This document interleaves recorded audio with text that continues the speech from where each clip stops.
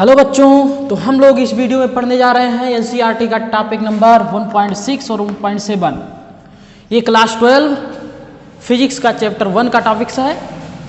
तो 1.7 है कूलाम का नियम और 1.6 है कूलाम का नियम, 1.7 है बहुल आवेशों के बीच बल।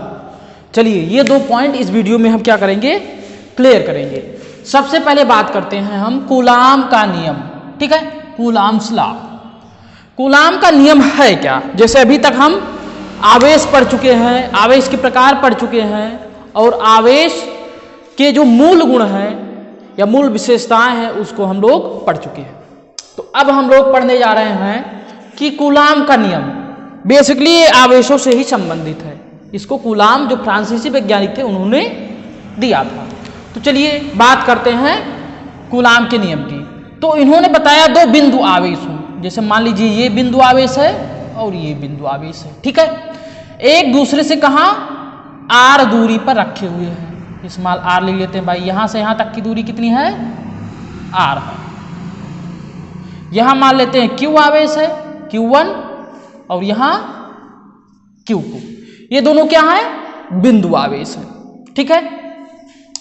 तो बिंदु आवेश के बीच कार्य करने वाला चाहे आकर्षण बल हो चाहे फिर क्या हो, प्रतिकर्षण बल हो, उससे संबंधित इन्होंने क्या दिया था, नियम दिया था। चलिए बात करते हैं। जैसे यहाँ Q1 आवेश है, यहाँ Q2 आवेश है। हो सकता है दोनों प्लस प्लस हो सकता है दोनों क्या हो, माइनस माइनस हो, या हो सकता है एक प्लस हो और एक माइनस हो। ये तीन कंडीशन हो सकते हैं, ठीक है, या यहाँ माइनस हो यहाँ प्लस हो जाए। बात एक है। तो देखिए जब प्लस प्लस आवेश एक दूसरे के पास होते हैं तो कौन सा बल कार्य करता है भाई, प्रतिकर्षण बल, यानी यहां हो जाएगा प्रतिकर्षण बल, ठीक है। और जब माइनस माइनस आवेश कार्य करेंगे तब भी क्या होगा, प्रतिकर्षण बल ही कार्य करेगा। देखिए यहां भी प्रतिकर्षण बल और यहां भी क्या करेगा, प्रतिकर्षण बल ही कार्य करेगा। अब बात करते हैं अगर प्लस माइनस हो जाए तो कौन सा बल कार्य करेगा भाई, आकर्षण बल। कौन सा बल, आकर्षण बल। यानी यहां और इसके बीच में देखिए प्लस है, ये माइनस है, तो यहां कौन सा बल कार्य करेगा, आकर्षण बल। तो आप जानते हैं अगर माइनस माइनस चार्ज है तो प्रतिकर्षण, प्लस प्लस चार्ज है तो प्रतिकर्षण, और प्लस माइनस है या माइनस प्लस है तो आकर्षण बल कार्य करेगा। चलिए इतना तो आपको पता हो गया। तो इसी आकर्षण और प्रतिकर्षण बल से संबंधित एक नियम दिया कूलाम ने, जिसे हम क्या कहते हैं, कूलाम का नियम कहते हैं। चलिए Q1 था और Q2 था। यहां से दूरी कितनी थी भाई, r थी, यहां से यहां तक दूरी है ये। चलिए तो कूलाम ने बताया कि इनके बीच जो कार्य करने वाला कौन सा बल हो सकता है भाई, आकर्षण बल या फिर क्या हो सकता है, प्रतिकर्षण बल। दोनों बल हो सकते हैं, इसको ध्यान रखना आप अपने दिमाग में, आकर्षण अथवा प्रतिकर्षण बल, ठीक है। ये जो इनकी बीच की दूरी होती है, ठीक है, और इनके बीच की जो दूरी है इसके वर्ग के व्युत्क्रम के समानुपाती होता है, और इनका जो गुणनफल होता है उसके भी समानुपाती होता है। चलिए बात करते हैं। देखिए जो बल होगा वो डायरेक्टली प्रोपोर्शनल टू Q1 और इंटू Q2, यानी दो बिंदु आवेशों के बीच कार्य करने वाला आकर्षण अथवा प्रतिकर्षण बल उन आवेशों के मात्राओं के गुणनफल, देखिए गुणा हो रहा ना, तो गुणनफल के क्या होगा, समानुपाती होगा, और उनके बीच की दूरी आ रहा ना, उनके बीच की दूरी के वर्ग के व्युत्क्रम के अनुक्रमानुपाती होगा या व्युत्क्रमानुपाती होगा, ऐसा कह सकते हैं। जैसे देखिए दूरी है ना, दूरी r है, अब इसका कर दीजिए वर्ग, तो उसकी दूरी के वर्ग, ठीक है। और व्युत्क्रम लिखने के लिए इसका व्युत्क्रम जो हो जाएगा 1/r हो जाएगा, यानी इसको 1/r²। तो हम कह सकते हैं उसकी दूरी के वर्ग के व्युत्क्रमानुपाती होता है, ठीक है। तो यहां देखिए जो बल होगा, यहां सही से लिख देते हैं भाई, Q1 और Q2 के गुणनफल के समानुपाती, और यही जो बल होगा F, यही जो बल फिर होगा क्या होगा भाई, उसके बीच की दूरी के वर्ग के व्युत्क्रमानुपाती भी होगा। ठीक है, इसको हम मिक्स करके भी लिख सकते हैं, यानी F जो है अनुक्रमानुपाती Q1 Q2 अपान R स्क्वायर। ठीक है, तो परिभाषा यहीं से बना सकते हैं कि दो बिंदु आवेशों के बीच कार्य करने वाला आकर्षण अथवा प्रतिकर्षण बल उन आवेशों के गुणनफल के समानुपाती तथा बीच की दूरी के वर्ग के व्युत्क्रम है ना, तो व्युत्क्रमानुपाती होता है। ठीक है, इसी को हम कहते हैं कूलाम का नियम। इसी को क्या कहेंगे? कूलाम का नियम कहेंगे। चलिए अब बात करते हैं, ये अनुक्रमानुपाती का साइन जब हटेगा समानुपाती का तो कोई ना कोई नियतांक आएगा, उसको हम यहां लिख लेते हैं भाई। देखिए यहां, तो यहां हम लिख देते हैं F इक्वल टू के Q1 Q2 अपान R स्क्वायर। ठीक है, के Q1 Q2 अपान R स्क्वायर। अब देखिए के, जहां के क्या है? एक नियतांक है और प्रयोगों द्वारा इसका मान भी ज्ञात किया गया है। तो प्रयोगों द्वारा इसका मान जो होता है वो k इक्वल टू होता है k इक्वल टू 8.9875 और इंटू 10 की पावर 9 इतना होता है। ठीक है, तो ये होता है आपका क्या? k का मान, नियतांक। तो यहां वैल्यू भी लिख सकते हैं या आप देख सकते हैं 8.98, ये लगभग किसके के करीब है? 9 के करीब है। तो k इक्वल टू हम लिख सकते हैं 9 गुणे 10 की घात 9, 9 गुणे 10 की घात 9, इतना मान इसका हम लिख सकते हैं। ये प्रयोगों द्वारा क्या किया गया है? ज्ञात किया गया है। अब देखिए k का मान बाद में k इक्वल टू रखा गया 1/4 पाई एप्सिलॉन नॉट। ठीक है, k का मान यहां ऐसे भी रखा गया, जहां एप्सिलॉन नॉट क्या है? वैद्युतशीलता, वो भी निर्वात की। इसे हम क्या कहते हैं? केवल एप्सिलॉन नॉट को निर्वात की वैद्युतशीलता है भाई, वैद्युतशीलता। तो ये क्या है भाई? निर्वात की वैद्युतशीलता है। अब देखिए चाहे k का मान ये रख दे चाहे ये रख दे, दोनों बात एक ही है। तो F इक्वल टू क्या हो जाएगा? 1/4 pi epsilon not Q1 Q2 upon R square. देखिए इसी को हम कहते हैं कूलाम का नियम। इसी को क्या कहते हैं हम? कूलाम का नियम कहते हैं। ठीक है, देखिए कूलाम का नियम आपको पता चल गया होगा, यानी दो बिंदु आवेशों के बीच कार्य करने वाला आकर्षण अथवा प्रतिकर्षण बल उनकी मात्राओं के गुणनफल के समानुपाती और उनके बीच की जो दूरी है उसके वर्ग के व्युत्क्रमानुपाती होता है। यहां से हमने एक नियतांक लाया जिसकी वैल्यू इतनी होती है भाई, ये निर्वात के लिए है, और यहां k का मान इतना भी हम रख सकते हैं। तो F इक्वल टू आया 1/4 pi epsilon not Q1 Q2 upon R square. ठीक है, R स्क्वायर। तो इतना तो आपको समझ में आ गया होगा। अब यहां एक चीज आया है क्या? एप्सिलॉन नॉट, इसकी भी वैल्यू होती है। ठीक है, इसकी भी वैल्यू होती है और इसका भी मात्रक होता है और इसकी बीमा भी होती है। तो ये एग्जाम में ज्यादा पूछा जाता है कि निर्वात की वैद्युतशीलता एप्सिलॉन नॉट का मात्रक लिखिए, बीमा लिखिए, या वैल्यू कितनी होती है वो भी लिखिए। चलिए यहां देख लेते हैं हम। देखिए इसको हम मिटा दे रहे हैं भाई, समझ में आपको आ ही गया होगा। तो यहां से हम लिखते हैं, देखिए इतना ही पूरा लिख लेते हैं, और इतने पूरे का मान कितना होता है?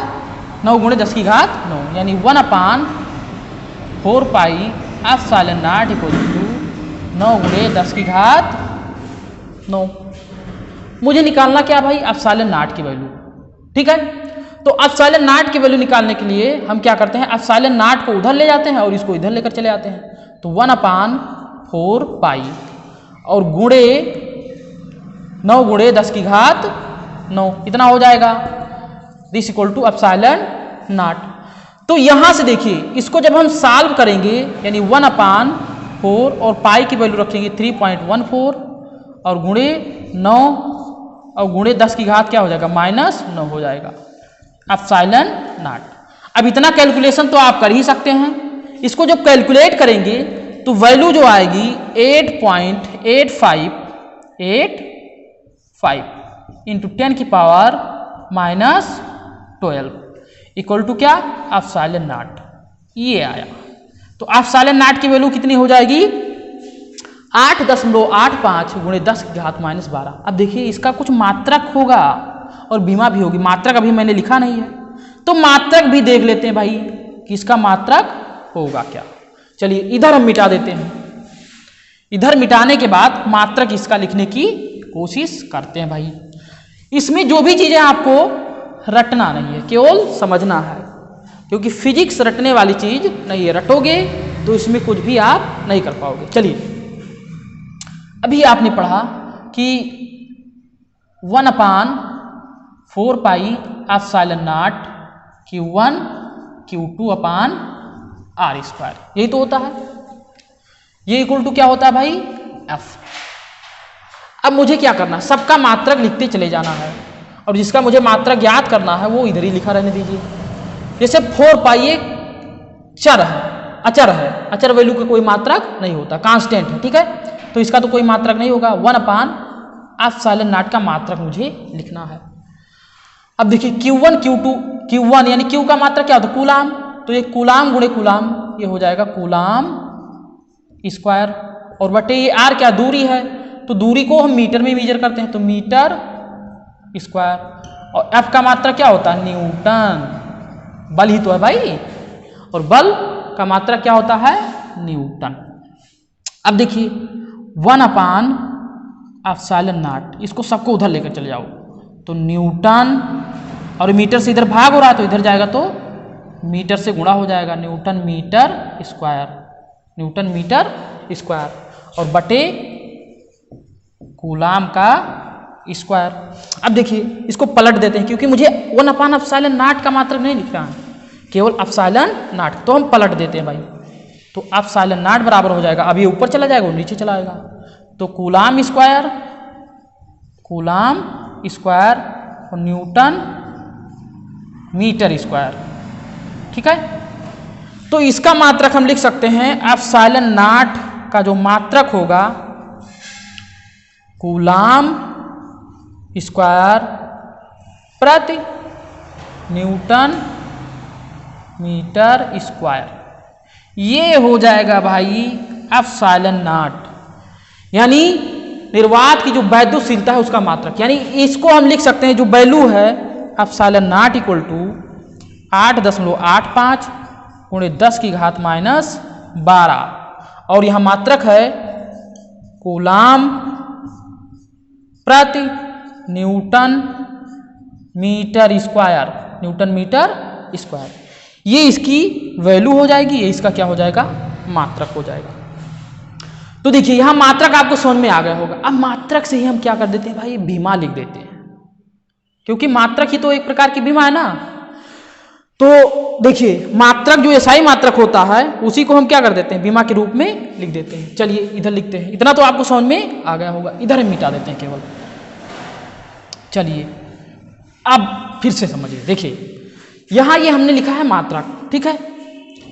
तो epsilon nought equal to coulomb square और न्यूटन मीटर स्क्वायर। अब देखिए करना क्या है मुझे, यहां न्यूटन, कूलाम और मीटर सबको क्या कर देना, बीमा के रूप में लिख देना है। तो यहां से देखिए कूलाम को हम डायरेक्टली तो बीमा के रूप में लिख नहीं सकते, इसलिए एक मात्रक हम यहां और बताते हैं। यहां देखिए ध्यान से, I इक्वल टू होता है Q/T, या Q इक्वल टू यहां से हो जाएगा I इंटू टी। अब Q कूलाम है ना, तो I क्या है, धारा है, एम्पियर, क्या हो जाएगा, एम्पियर, और समय का सेकेंड। तो एम्पियर को ये से लिखते हैं और सेकेंड को T से लिखते हैं। तो इसकी बीमा क्या हो जाएगी, कूलाम की, ये T, ठीक है। आवेश की बीमा क्या हो जाएगी, ये T। आपसे पूछा भी जा सकता है। तो यहां हमने लिख दिया कूलाम की बीमा क्या हो जाएगी, AT, और इसकी पावर क्या हो जाएगी 2। ठीक है, इसकी पावर क्या हो जाएगी 2, क्योंकि कूलाम स्क्वायर है ना, और बटे।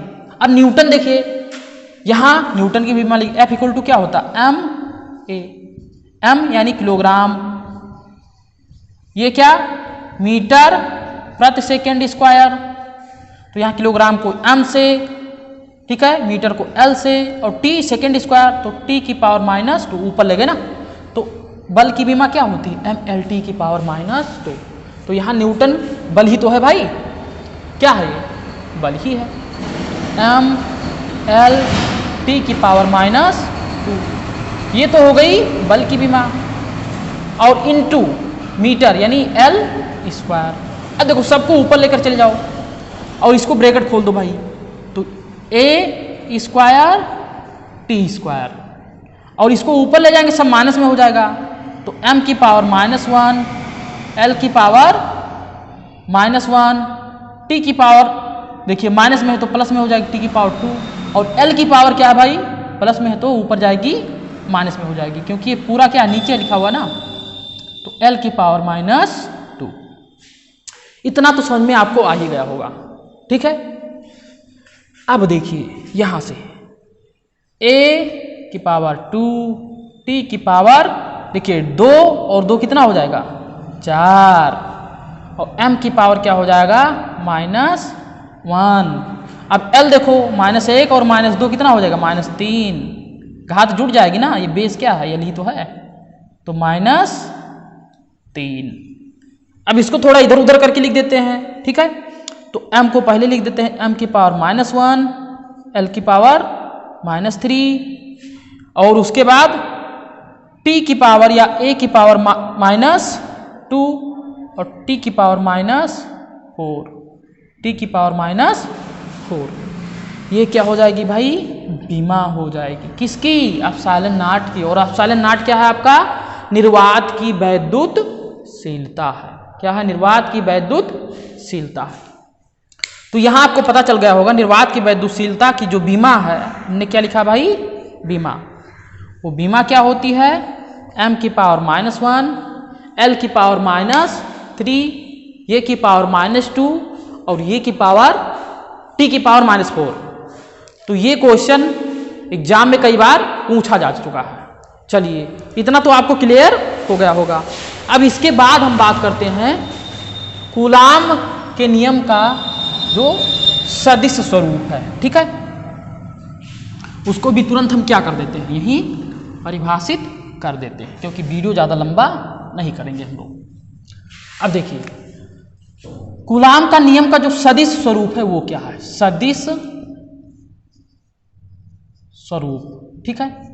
F इक्वल टू क्या होता है 1/4 pi epsilon not Q1 Q2 upon R square, यही तो होता है, ये वैसे लिखा जाता है। लेकिन आप जानते हैं बल क्या है एक प्रकार की सदिश राशि है ना, तो इसको सदिश के रूप में लिखा जा सकता है। तो देखिए F पर हम क्या लगा देंगे भाई vector F, vector F equal to, जैसे मान लीजिए ये दो पिंड है या दो आवेश है, ये F1 और F2, इसके द्वारा F1 बल लगाया जा रहा है और इसके द्वारा F2 बल लगाया जा रहा है, ठीक है। इन दोनों पर बल क्या हो रहे हैं आरोपित हो रहे हैं। तो यहां से लिखेंगे पहले पिंड द्वारा दूसरे पिंड पर आरोपित बल F12 इक्वल टू हो जाएगा 1/4 पाई एप्सिलॉन नॉट, ठीक है, Q1 Q2 अपान R स्क्वायर, और यहाँ R12 कैप, ये लंब कोणीय एकांक सदिश हो जाएगा, ठीक है। ये पहले पिंड द्वारा दूसरे पर आरोपित बल है, फिर दूसरे पिंड द्वारा पहले पर आरोपित बल F21 इक्वल टू हो जाएगा 1/4 pi epsilon not Q1 Q2 upon R square R21, ठीक है। ये दूसरे द्वारा आरोपित बल हो जाएगा, ये पहले पिंड द्वारा, ये दूसरे पिंड द्वारा। समीकरण 1 मान लीजिए, इसी को समीकरण 2 मान लीजिए। तो समीकरण 1 और 2 को ही हम क्या कहते हैं कूलाम के नियम का सदिश स्वरूप, सदिश स्वरूप, ठीक है। तो ये बात आपको क्लियर हो गई होगी, अगर ना क्लियर हो तो वीडियो एक बार दोबारा रिवाइज करके देख लीजिए भाई। अब अगले टॉपिक पर हम बात करते हैं भाई। चलिए, टॉपिक है आपका बहुल आवेशों के बीच बल। ठीक है, बहुल आवेशों के बीच बल। जैसे मान लीजिए यहाँ Q1,